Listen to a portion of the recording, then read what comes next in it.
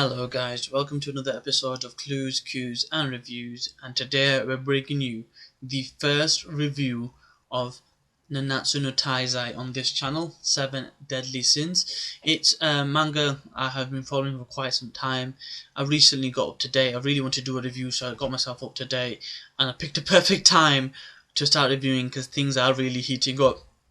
So I've watched the anime, I've read the chapters, I know there's differences and things like that, but I'm going to go straight into this review. Moving forward, I will be doing weekly reviews of the 7 Deadly Sins, as well as at some point in the near distant future, I will be looking at doing arc reviews of all arcs we've gone so far, and a review of the first season of the anime in comparison to the manga. I'm sure those have already fully caught up will know all the differences anyway, but for those that are newly getting into it before season 2 comes out, it's probably good for them. So in any case, let's get it. So the chapter in summary is relatively straightforward. It pretty much carries on from where we left off, the reuniting of Ban and Meliodas and their issue with trying to get over the wall. Now, before getting into the review itself, what I will be saying is thank you for all those that are watching my videos. If you are new to this channel and this review, I will leave a link around about here somewhere where you can subscribe at any point throughout the remainder of the video, so feel free to subscribe. If not, I'll also leave a link in the description. So let's get into the 5 point of. So point number one is the conversation pretty much between Ban and Meliodas. So there was a bit of a conversation last time round about forgiveness and things like that, but this is more to do about kind of status update of where the remainder of the group is. So we find out that Escano, the reason why he's here was Escano had like a final plan before he could he had to deliver some beer before he could come back to the 7 Deadly Sins because it was a promise. He basically got lost and separated from the group about a day ago.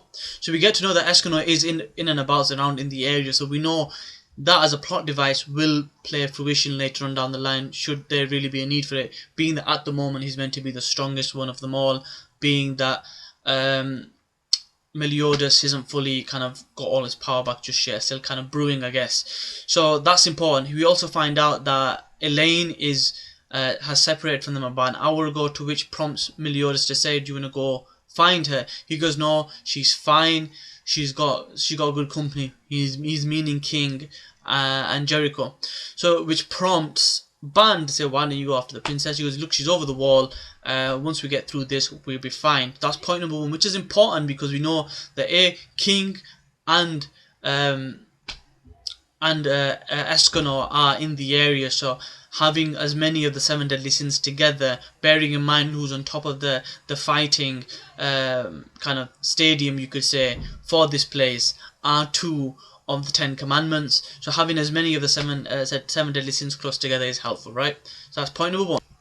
So point number 2, the obstacle itself, the issue at hand in this chapter. So the issue at hand is the wall. So Arthur basically states that the regenerative power and speed of this wall is nothing, it's nothing in this world, it's out of this world basically, which kind of gives heed to the power and strength of the giant of the 10 commandments. Now, how they tackle the situation, although leads to the same extent or the same result, their thought process of the thought process of Ban and Meliodas is slightly different, and that's based of course on their styles. So Meliodas says, yeah, I'll just use my power to break through it with raw force, and then you've got Ban, who is more speed-based character, and he goes, well, I'll use my speed to kind of just hit it so fast that it can't generate. So both have the same idea of destruction, but they go about it in their own ways because of their own styles, their own attributes, and their own way of thinking. But at the end of the day, they come together to come out the right outcome. So it's interesting to see the different perspective both of them have, but they get to the end result at the same time. That's point number 2. So point number 3. Point number 3 is basically them starting the attack to break through the wall, and they really get into it. Now, the sheer power and force of this attack literally pushes Arthur back, and it creates a crater as well. So you can see there's a big gap in strength at the moment between Meliodas, Ban, and Arthur. But the key thing to bear in mind with this specific point and the specific kind of point of action or feats, for example, of strength, is that Arthur has potential, the potential that can't be measured, and that's going to show fruition later on. So him experiencing powers like this is only going to do him benefit, because like they say, iron sharpens iron. Being amongst people that you consider strong will mean your idea of strength and power will be a lot greater than someone that if you hang around people you're weak. So for example, if Arthur hung around normal people, he would be considered exceptional. Among the 7 deadly sins, he's way behind. So if he gets to a point where he's considered exceptional by the 7 deadly sin standards, he's truly a beast. So the idea of him spending time with Meliodas, Ban and the 7 deadly sins can only do benefit to the future of Arthur's potential. That's point number. Point number 4. People realizing this on the other side, hearing the noise, hearing the pressure, the trembles, realize, wait a minute, so much going on, let's step back. They did this really well, because if they did it any later there'd been some damage, so they get out the way. Now because of this we get the result in itself is the break through the wall. Using the opportunity, they go, look, stop talking, let's run. As they're running through, Arthur basically says, I envy you. The fact that people completely trust in you must make you the strongest kind of being, I guess. It must make you strong. Kind of like a Goku having his family, or a Luffy having his Nakama, the Nakama power up, you know what I mean? So he thinks, I truly envy you, that they trust you. The response from Meliodas is really, it's one of those little dialogues that you kind of hits home. It's not what people think of you. It's what you think of other people, how you feel about other people that matters. That immediately hits home with Arthur, which motivates him because he's thinking about Merlin, who basically hasn't got a physical body anymore because she went through that issue with one of the 10 Commandments, who is now petrified himself, funnily enough. But yeah, that hits home. So it's an important thing. Another fact to bear in mind is Meliodas' attack was more of a roundish attack. So you can see his range of attack is more piercing in a round direction, whereas Ban's attack was more, it was kind of taller and more thin, so it kind of a more piercing attack. So it kind of shows you the difference of their attacks and how that affects the range, the area around them, and how that would affect the enemy. So it's quite an interesting way to look at and kind of compare the powers. So that's point number 4. So point number 5, it's an interesting one because the statement that is said is, now that Meliodas is here, reaching the goal isn't a dream.